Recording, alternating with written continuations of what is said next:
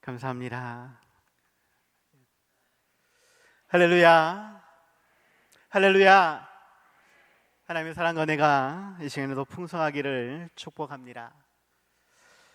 혹시나 마음이 어수선할지라도 이 시간 예배 드리는 시간입니다. 말씀에 집중하고 간절히 기도할 수 있는 우리가 되시기 바랍니다. 하나님이 우리와 함께 하십니다. 이 시간에 주인 되시는 하나님께 온전히 우리의 마음을, 우리의 생각을, 우리의 뜻을 맞추고 영과 진리로 예배드릴 수 있는 우리 모두가 다들 되시기 바랍니다. 미국의 16대 대통령 아브라함 링컨입니다. 이 링컨이 남북 전쟁에 승리함으로 미국을 큰 나라로 그렇게 세워갔습니다. 그런데 이 전쟁이 예상외로 길어짐으로 인해, 많은 희생자가 생김으로 인해 마음이 몹시 아팠다라고 말을 하죠. 동족끼리 싸우면서 하루에도 수백 명씩 젊은 청년들이 죽어갔기에 마음이 너무나 괴로웠다라는 것입니다. 그럴 때에 주위의 사람들이 다가와서 이 링컨에게 이야기를 하죠. 전쟁의 성패에 대해서 고민하면서 물어보는 것입니다. 과연 하나님은 우리 편이실까요? 사람들이 링컨에게 와서 하는 이야기가 하나님은 과연 우리 편이실까요? 라고 질문을 하는 것이죠. 그때에 링컨은 말합니다. 하나님께서 우리 편이신가 아닌가는 중요한 것이 아니다. 하나님이 내 편인가 내 편인가 이것이 중요한 것이 아니다.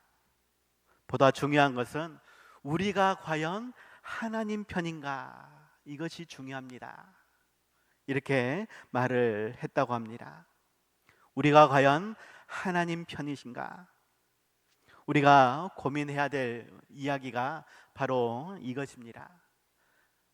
하나님이 내 편인가? 이것이 아니라 내가 하나님 편인가?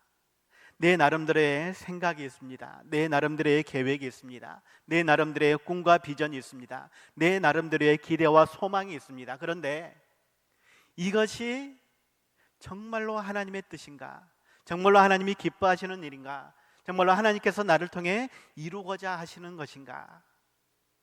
우리는 하나님 중심의 생각과 방식과 행함이 있어야 한다라는 것입니다. 하지만 전에도 계속 말씀을 드렸습니다. 실은 우리는 하나님을 모른다라는 것이에요. 하나님의 뜻을 명확하게 깨닫지 못한 채 나름대로의 생각과 나름대로의 기대 안에서 이것이 하나님의 뜻일 거야 라고 생각하면서 자기 소견에 옳은 대로 행하는 우리의 삶이다라고 말씀을 드렸습니다. 내 나름대로는 이것이 하나님의 뜻이야, 하나님이 기뻐하실 거야 라고 생각하면서 행한 일이지만 실상 그것은 내 소견에 옳은 대로 행한 것이지 그것이 하나님의 뜻일 수도 있지만 아닐 수도 있다라는 것입니다. 그럼에도 불구하고 우리는 늘 하나님의 뜻을 헤아리는 것에 우리의 많은 시간을, 많은 열정을 쏟아 부어야 합니다. 그래서 전에 말씀을 드렸습니다. 4가지를 질문해 보라. 그러면 이것이 하나님의 뜻인지 나의 뜻인지 이해할 수 있을 것이다. 이 4가지의 질문이 무엇이냐? 첫 번째, 하나님께 영광이 되는가? 무조건 하나님이 영광 받으실 거야 라고 생각하는 것이 아니라 그 반대적인 요소가 있지 않는지 우리는 살펴봐야 한다라는 것입니다. 두 번째로는 사람들에게, 내 자신에게가 아니라 다른 사람들에게 축복이 되는가? 세 번째는 마음의 소원과 일치하는가? 진짜로 내가 원하는 것이 무엇인지를 살펴봐야 한다라는 것이에요. 그럴듯한 것으로 포장하는 것이 아니라 정말로 내가 원하는 것이 무엇인지, 이것이 정말로 하나님이 기뻐하시는 일인지를 객관적인 면으로 한걸음 뒤에서 물러나서 살펴봐야 한다라는 것입니다. 실상은 내가 원하는 것인데 하나님이 원하시는 거야 라고 내 스스로 포장하고 있지는 않느냐, 내 자신이 속고 있지 않느냐. 일반적으로 어떠한 일에서 이러한 일이 일어나느냐면, 실은 우리 아이들이 공부할 때에, 좋은 대학, 좋은 직장 들어가려고 할 때에 하나님께서 우리 자녀에게 큰 꿈과 비전을 주셨을 거야. 그러니까 이 녀석은 열심히 공부를 해서 좋은 대학 들어가야 돼. 이것이 하나님의 뜻일 거야 라고 생각하지만, 실은 인간적인 세상적인 욕심에서 무조건 좋은 대학, 무조건 좋은 직장 들어가서 돈 많이 벌어야 된다라는 지극히 인간적인 세상적인 그러한 마음이 담겨 있다라는 것입니다.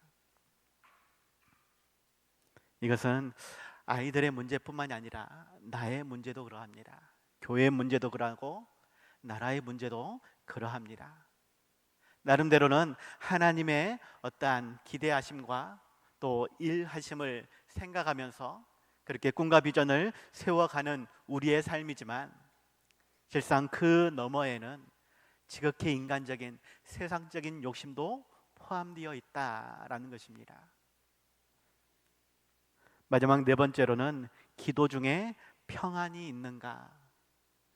기도하면서도 안 되면 어쩌지 하는 그러한 불안함과 회의감이 있지 않는지 살펴보라 라고 말을 합니다. 하나님께 영광이 되는가? 다른 사람에게 축복이 되는가? 마음의 소원과 일치하는가?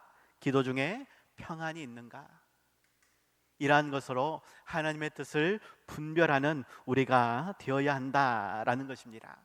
물론 그렇다고 해서 이것이 정말로 하나님의 뜻이다라고 명확하게 소개할 수 있는 것도 아닙니다. 우리는 아무리 노력해도 하나님의 명확하신 뜻을 100% 다 알 수는 없다라는 것이에요. 그래서 때로는 하나님의 뜻을 확신하지 못할 때에, 그럴 때는 침묵 가운데서 하나님이 어떻게 행하시는지를 바라볼 수 있는 우리가 되어야 하겠습니다. 침묵 가운데서 하나님이 어떻게 행하시는가, 나의 주장을 강력하게 펼쳐서 무조건 관철시키는 것, 이것이 아니라 정말로 하나님의 뜻이라면 하나님께서 사람들의 마음을 움직여 주실 것이다, 환경을 변화시켜 주실 것이다, 어찌하든지 하나님의 뜻이 온전히 나타날 수 있도록 하나님께서 역사하실 것이다 라는 것을 믿고 의지하며 기도하며 그 하나님의 일하심을 바라볼 수 있는 우리가 되어야 한다라는 것입니다. 오늘 말씀의 제목은 하나님 주권입니다. 하나님께서 모든 것을 그 뜻대로 행하신다라는 것이죠. 특별히 남유다의 왕 요시야 왕에 대한 삶과 죽음에 대한 내용입니다. 이 요시야 왕은 하나님 보시기에 선한 왕이었죠. 그런데 그가 전쟁 중에 죽임을 당하게 되었다, 죽었다라는 것입니다. 이것으로 인해 예레미야는 그를 슬퍼하며 애가를 지어 부를 정도로 안타까워하였다라는 것이죠. 물론 여기서 말하는 애가가 우리 성경에 있는 예레미야 애가 말씀을 가리키는 것은 아닙니다. 안타깝게도 그 애가의 내용은 소실되어졌습니다. 그럴지라도 그가 예레미야가 요시야 왕의 죽음을 안타까워했다라는 것을 특별히 애가를 통해서 더욱 표현하고 있다라는 것이죠.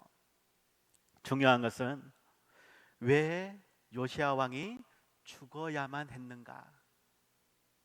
그러한 일에 하나님의 뜻이 무엇인지, 하나님의 일하심이 무엇인지 우리는 생각할 수 있어야 한다라는 것입니다. 아무리 하나님을 위해, 나라를 위해 봉사하고 헌신하였다 할지라도 때로는 불가항력적인 어떠한 일을 맞이함으로 죽음에 이르는 심한 고난과 애통함이 가득한 그러한 형편에 놓일 수 있다라는 것입니다. 하나님의 뜻을 함부로 판단하는 우리가 아니라 더욱 하나님의 뜻을 물으며 온전히 순종하는 우리의 삶이 될 수 있길 바랍니다. 오늘 말씀을 통해 하나님의 뜻과 우리의 기대가 다를 때에 우리는 어떻게 해야 하는지, 하나님의 뜻에 어긋나지 않고 온전히 순종과 헌신으로 나아가기를 힘쓰는 우리 모두가 다들 되시기 바랍니다. 오늘 보면 20절, 21절에서 말씀합니다. 이 모든 일 후 곧 요시아가 성전을 정돈하기를 마친 후에 애굽 왕 느고가 유브라데 강가에 갈그미스를 치러 올라왔으므로 요시아가 나가서 방비하였더니 느고가 요시아에게 사신을 보내어 이르되 유다 왕이여 내가 그대와 무슨 관계가 있느냐? 내가 오늘 그대를 치려는 것이 아니요 나와 더불어 싸우는 족속을 치려는 것이라. 하나님이 나에게 명령하사 속히 하라 하셨으므로 하나님이 나와 함께 계시니 그대는 하나님을 거스르지 말라, 그대를 멸하실까 하노라 라고 말씀하고 있습니다. 요시아 왕이 성전을 정돈하였다라고 말하고 있는데 34장부터 해서 요시아의 종교개혁에 관한 그러한 말씀이 기록되어 있습니다. 남유다 왕국을 어찌하든지 신정국가로 세우기 위해 많은 노력을 경주하였다라는 것이죠. 어떠한 주석가는 말하기를 요시아 왕의 개혁은 전무후무한 개혁이었다라고 말을 해줍니다. 성경에서도 비슷하게 말씀을 하죠. 열왕기하 23장 25절에서 말씀하기를 요시아와 같이 마음을 다하며 뜻을 다하며 힘을 다하여 모세의 모든 율법을 따라 여호와께로 돌이킨 왕은 요시아 전에도 없었고 후에도 그와 같은 자가 없었더라 라고 말씀하고 있습니다. 요시아의 종교 개혁은 사람이 평가해도 하나님이 평가해도 매우 좋았다라는 것입니다.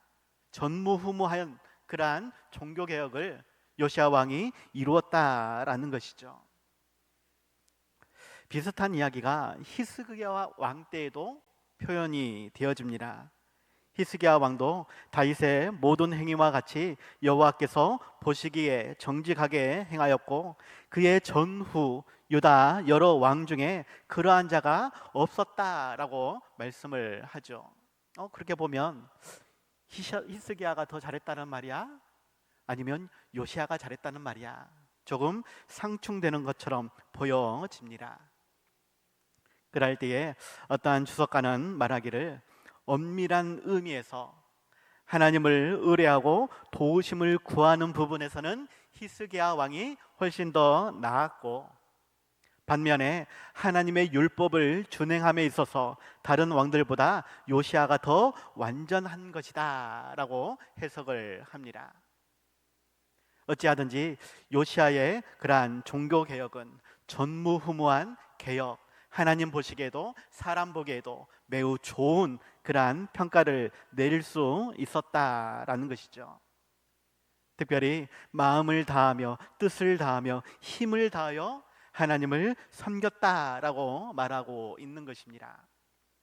이 표현은 신명기 6장에서 이스라엘 전체에게 하나님께서 말씀하셨던, 명령하셨던 그러한 부분이죠. 이스라엘아 들으라, 우리 하나님 여호와는 오직 유일한 여호와시니 너는 마음을 다하고 뜻을 다하고 힘을 다하여 내 하나님 여호와를 사랑하라 라고 말씀하셨습니다. 이것을 제일 잘 실천한 사람이 누구냐? 요시아다 라고 말을 하고 있는 것이죠. 그렇게 성전 정돈하기를 마친 후에 애굽 왕 느고가 갑자기 이스라엘로 쳐들어왔습니다. 정확하게는 이스라엘을 쳐들어온 것이 아니라 그 위에 있는 아수르 나라를 치기 위해 특별히 길가메스라고 하는 지역을 치고자 그렇게 찾아왔다라고 이야기를 합니다. 그럴 때에 이 요시아 왕은 이것을 거부하게 되어지죠. 누고 왕은 분명 그에게 말을 하였습니다. 내가 오늘 그대를 치려는 것이 아니요 나와 더불어 싸우는 족속 아수르를 이야기합니다. 그들을 치려는 것이다. 하나님이 나에게 명령하셨다. 속히 행하라고 하셨다. 그러니까 하나님을 거스르지 말고 우리가 가는 길을 열어달라라고 이야기를 한 것이죠. 하지만 요시아 왕은 이것을 지키지 않고 오히려 싸우기 위해 그들을 막아섰다라고 이야기를 하는 것입니다. 분명 21절에서 애굽의 느고 왕은 자신의 출정의 의미를 분명하게 이야기하였습니다. 그럼에도 불구하고 요시아는 개인적으로 이것은 하나님의 뜻이 아니야 라고 생각한 것이 아니겠는가. 왜? 애굽 왕은 하나님을 섬기는 자가 아닙니다. 그의 입에서 하나님의 말을 하고 있다라고 주장하지만 이것을 확신할 수 있는 그러한 방법이 없다라는 것이에요. 조금 더 쉽게 이야기하면 임진왜란이 일어난 이유, 일본이 조선에게, 물론 그들의 욕심은 조선을 넘어서 명나라까지 정복하고자 했던 그러한 욕심이 있었습니다. 그런데 겉으로는 우리는 명나라와 싸울 거야, 그냥 우리는 잠시 조선을 지나가려고 하는 것뿐이야, 그러니까 그냥 길을 좀 열어달라라고 일본이 말을 했던 것입니다. 하지만 속셈이 무엇인지 우리는 다 알고 있죠. 결국 임진왜란이 일어나게 된 것입니다. 요시아 왕도 그러한 생각으로 애굽을 막아선 것이 아니냐라는 말입니다. 하지만 22절에서 다시 말씀하기를 하나님의 입에서 나온 느고의 말을 듣지 아니하였다라고 성경의 저자는 설명하고 있다라는 것이죠. 인간적인 생각에서는 애굽 왕의 이 이야기가 하나님께서 나로 이렇게 명령하셨다라는 그 말이 인간적인 면에서는 설득력이 없는, 전혀 납득할 수 없는 일이었지만 이것은 정말로 하나님의 뜻이었다라는 것이에요. 그런데 요시아는 그것을 깨닫지 못했다. 그래서 막아서고, 그래서 전쟁이 일어나고, 그래서 죽음에 이르게 되었다라는 것입니다.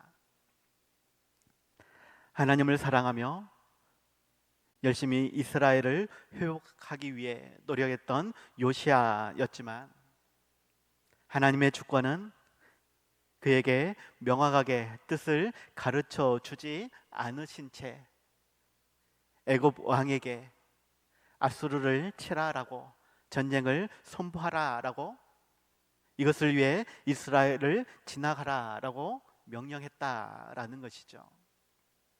그 하나님의 일하심을 우리로서도 이해하기 어렵습니다. 처음부터 그러한 계획이면 왜 요시아에게 말씀하지 않으셨느냐라는 것입니다.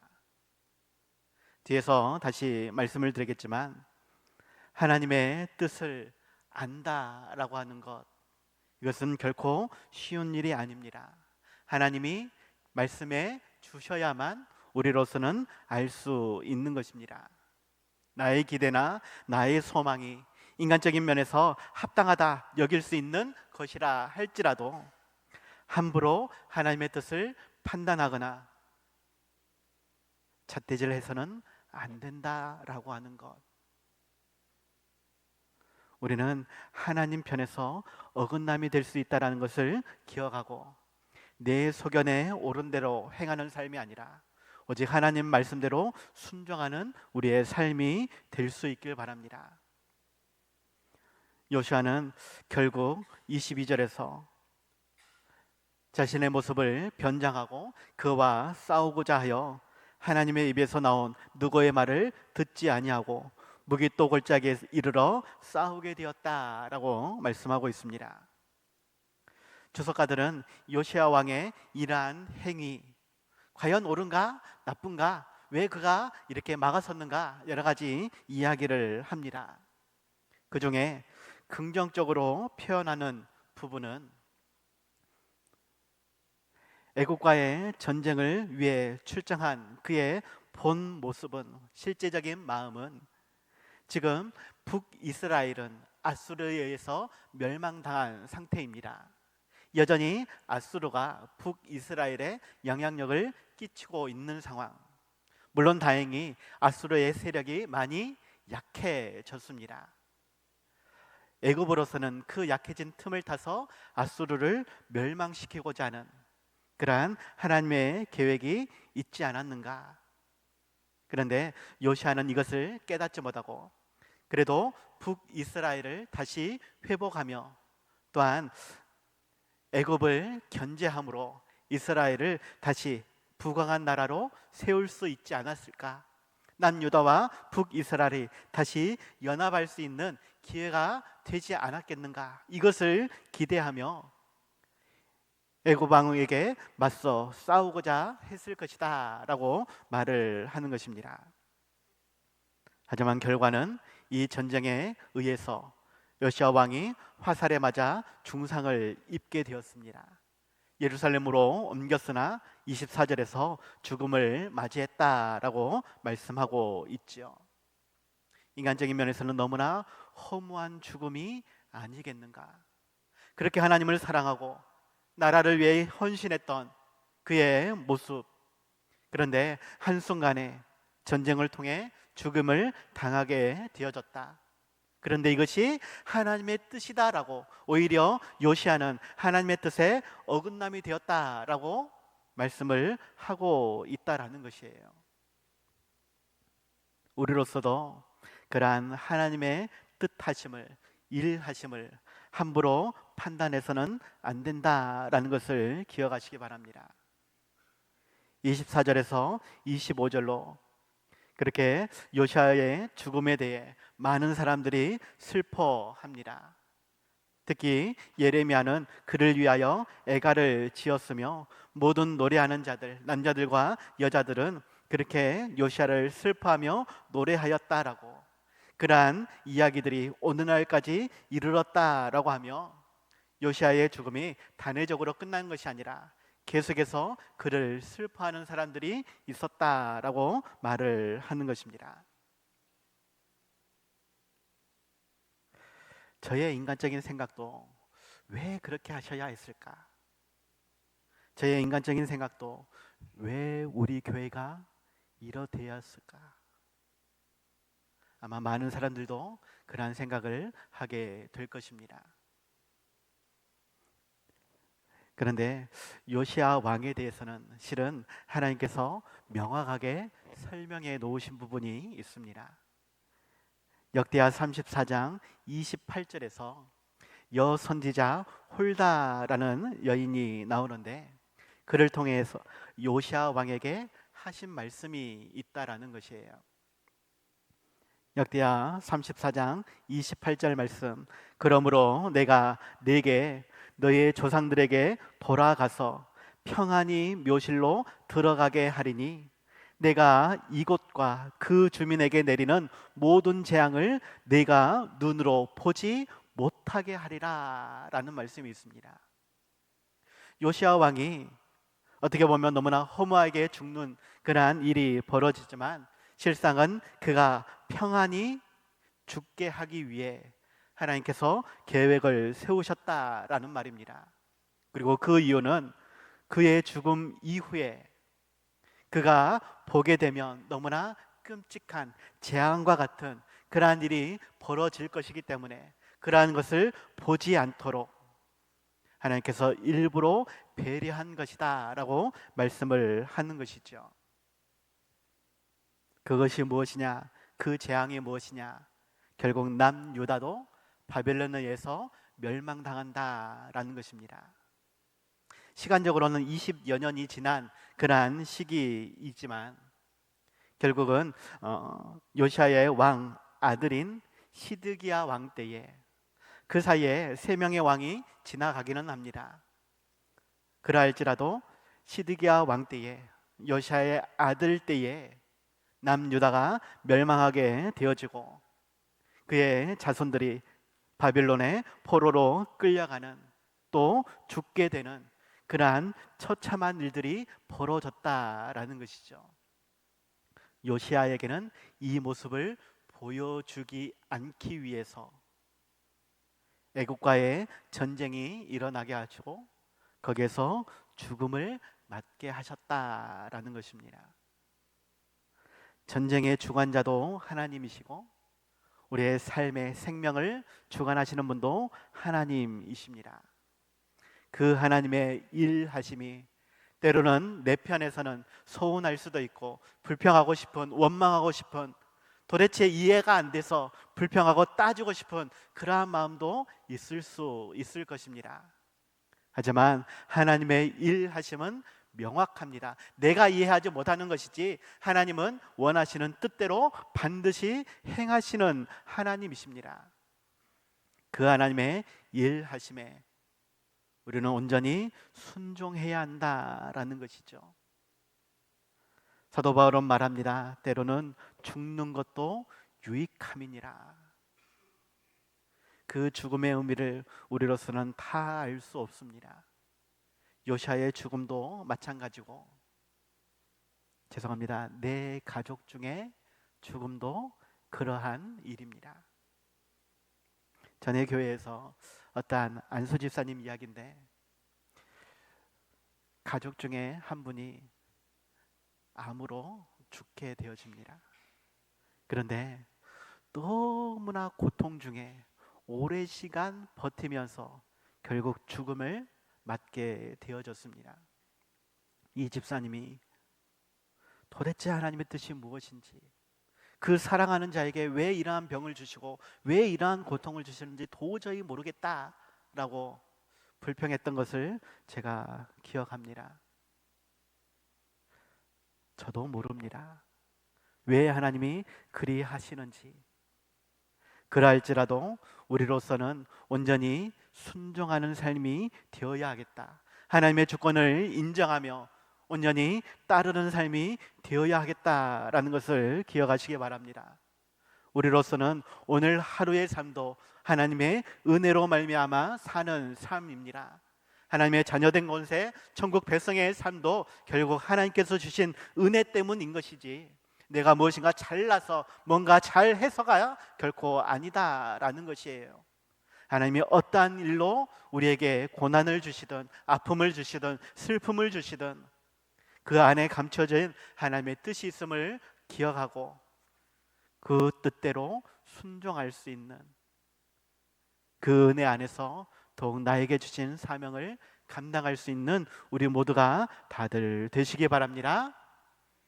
기도하겠습니다. 하나님 아버지, 정말로 하나님의 뜻이 어디에 있는지 우리로 알 수 없습니다.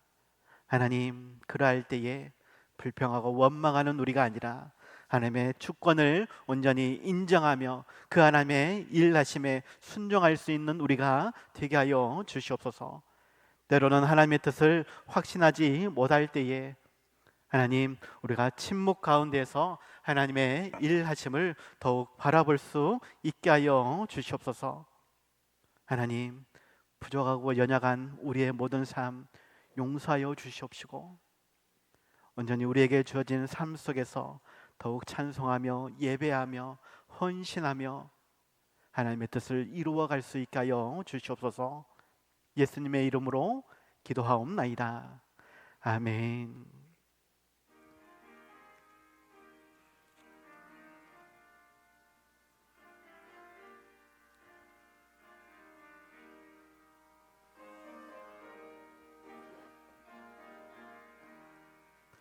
주님의 뜻을 이루소서. 고요한 중에 기다리니 진흙과 같은 날 빚으사 주님의 영상 만드소서. 주님의 뜻을 이루소서. 주님 말 앞에 엎드리니 나의 맘